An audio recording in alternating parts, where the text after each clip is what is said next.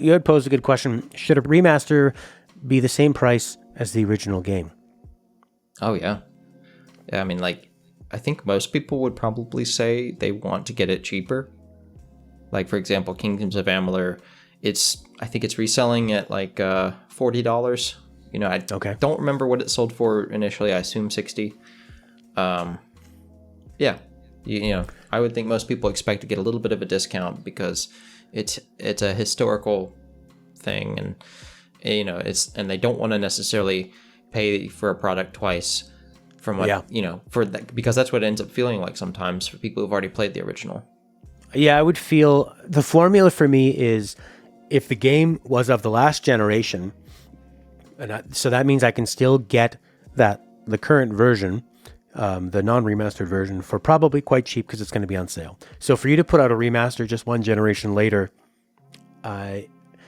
especially like why I feel Nintendo's ports of the Wii U to the Switch have been really just a terrible value proposition to charge full price for them. I would want it to be sort of like a half price thing. Mm-hmm. Half price to maybe 2/3 on if they really added a lot. Once you go maybe 2 or 3 generations back, like Demon Souls. Yeah, so now Demon Souls, that is going to take a lot of work, and I think it's quite obvious when you look at it that that's a great one where I would feel totally fine paying full price for it, because it's obvious they didn't just bump it up.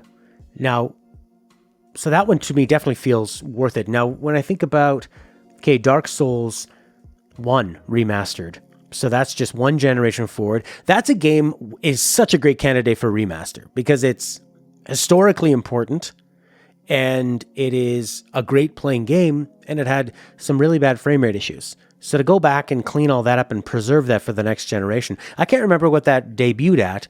I think I would pay full price for that. Probably because it's so good, but I also would be happy if it was maybe 2/3 of half price. Yeah, I mean, that seems reasonable. I don't know that I have a really fixed rule as to whether or not I'm going to pay full price or wait for a discount on a game that's been remastered. I mean, a lot of it probably goes back to just whether I've played it or not. If it's the first time I've played it, you know, I'm perfectly fine purchasing it at whatever the full price would be, whatever it was originally released at. But that's what Nintendo's hoping with their Switch ports of Wii U games, where if this is your first time, do you feel comfortable paying full price? Also, quick aside, Dark Souls was released for $40. The remaster was $40. Yeah, that's not bad. Except for the Switch version, I think that was full price.